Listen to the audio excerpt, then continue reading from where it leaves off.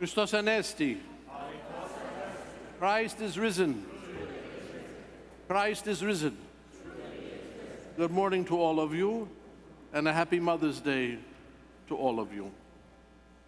And to those who are not here yet because they've gone to breakfast someplace.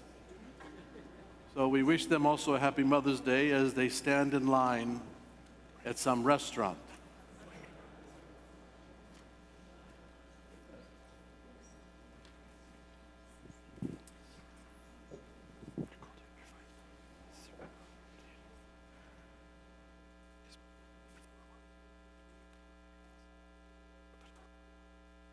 Eyesight is a great gift.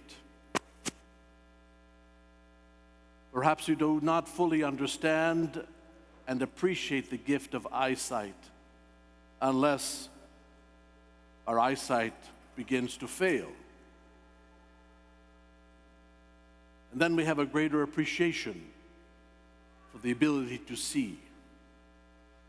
But eyesight is not all that we think it is. Because in today's gospel, the Lord speaks to us and shares with us a great story of a blind man who was born blind. St. John Chrysostom tells us that he understands from his own reading and studying that not only was he born blind, he was born without eyes.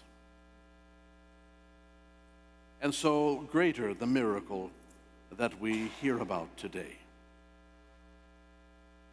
It is said in some of the other Gospels that the lamp of the body is the eye. And if your eye is sound and you're able to see, a great amount of light comes into your body. But if your eye is not sound, then there's not as much light.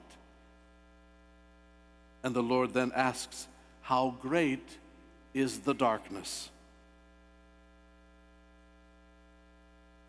Light and eyesight are brought together this morning in this gospel. Light because Christ is the light of the world. Light because we cannot see without light. If we walk into a dark room, no windows, no doors, no matter how good our eyesight is, we are not able to see anything. We need light from outside to help us see what is there. But the light of Christ is a light that is not only outside. The light of Christ is a light from within. When we look at iconography, Byzantine iconography, very often the light that is there is not so much a light from the outside, but the saints and Christ and the Panagia, they exhibit light. They show light. And that kind of spiritual light is something that is not visible to us by our eyesight. It becomes visible to us spiritually, through our heart and our soul. Today, Christ finds this blind man. The blind man is not going anywhere. The neighbors tell us that he is the man who used to sit and beg in their neighborhood. And Christ takes dirt, and he spits into the dirt, and he makes a clay, and he anoints the man's eyes. We remember that in the Old Testament, when God forms man, he takes dirt and he forms his body. So this type of connection between the Old Testament creation of man and healing this man's eyesight are linked to spiritual understanding. He goes and tells this man, go and wash in the pool of Siloam.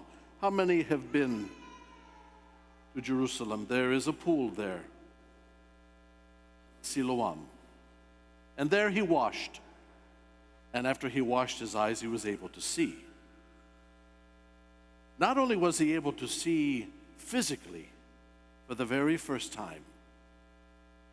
But through that miracle, he's able to see and understand spiritually great knowledge and wisdom that even baffles the learned men of the temple, the Pharisees and the Sadducees. He teaches them at the end of this gospel about Jesus Christ, about God, and how God blesses us, and how God blessed this man, Jesus Christ. Because if he was a sinner, he would not be able to call upon the power of God to heal anyone, to heal anything.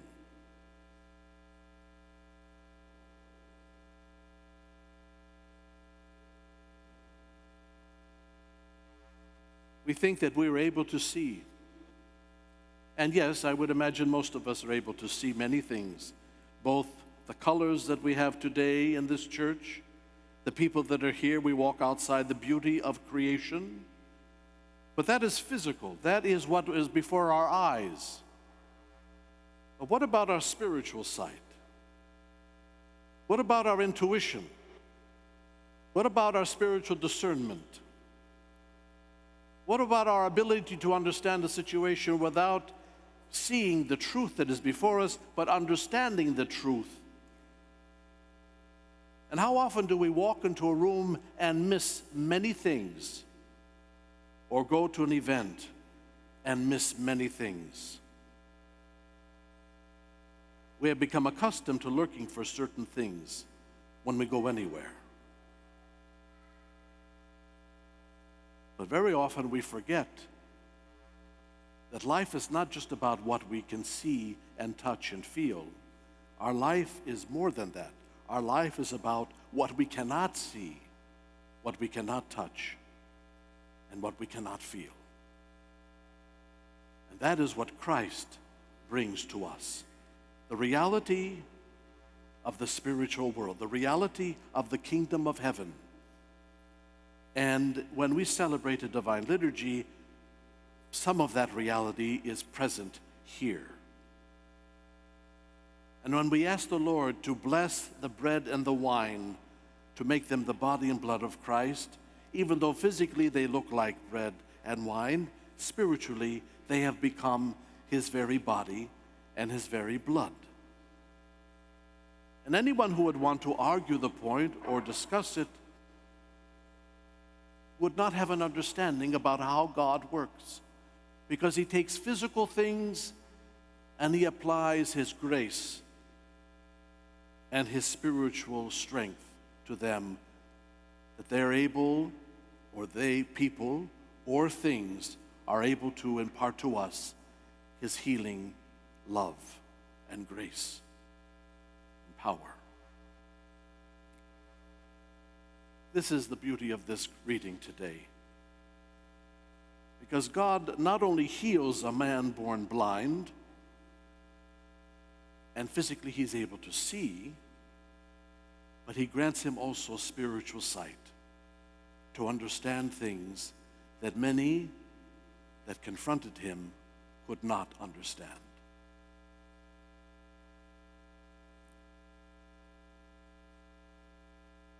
A few days ago, I went to Argentina for a conference on human trafficking and slavery. It was very enlightening, very informative. In fact, it allowed me to come to understand something that I had not thought about before and find very difficult to believe, because we do not see it. We only hear about it. But within our communities, within this country, South America, Europe, Asia, and Africa, human trafficking and slavery is still very much existing. Nearly 46 million people in the world are affected by sex trafficking, human trafficking, and slavery. Every part of the world has this illness and sickness. 46 million people that they estimate, and there are many more millions that we do not know of. Today's reading in the epistle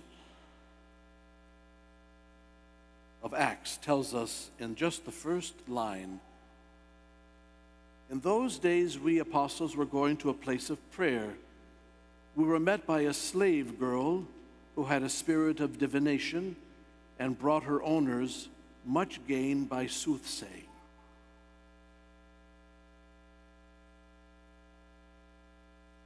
Brought her owners much gain. This is what the essence of slave and sex trafficking and human trafficking is all about. Owning someone else, the power over someone else, have them do things that are not beneficial to them, but for these people are beneficial financially. And if not only financially, simply to have power over someone else, which we might talk about in other general and more specific ways, just in society itself. But here we have a reading from the book of Acts 2,000 years ago that speaks about something that is still existing today.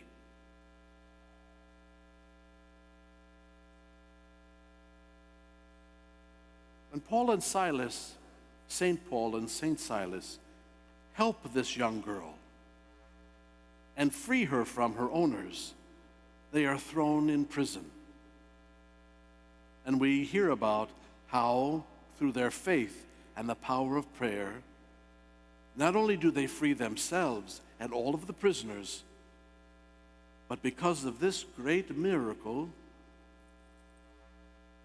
and witness to the jailer, he wishes to know how he can be saved, and they baptize him. The power of God is so great that it can overcome any evil, no matter how evil it may be. The power of God can overcome not only evil through human trafficking and sex and the slavery trade, but can overcome our blindness to it in the world in which we live. You see, spiritual sight can reveal many things to us. And coming to understand how God works in our life reveals many things to us, if we're only willing to come to Him and to ask, what do I need to do to be saved?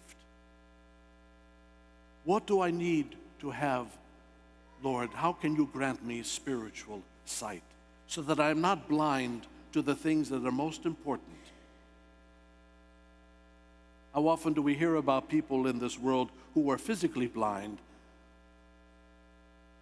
but offer great things to the world?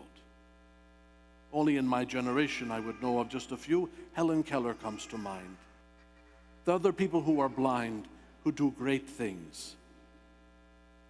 They are physically blind, but that did not prevent them from imparting to the world a great knowledge and wisdom through faith in God. So let us come to understand that our blindness in this world may not be a blindness physically, but could very well be a blindness spiritually. That the things that we see may not seem, and we may not see all the things that are revealed to us, because we come to understand and to learn how to look at things physically. But we don't learn how to look at things spiritually. Let us be more aware of the world around us. Let us ask the Lord also to open our heart and mind to the things that may not be immediately evident to us. And may our blindness to the evil around us become revealed, that we may also be more careful of how we live our life, more dedicated to our faith in Jesus Christ, to ask Him to strengthen us in the world in which we live, not only to see the good things around us, but also to understand that the devil works in many mysterious and devious ways.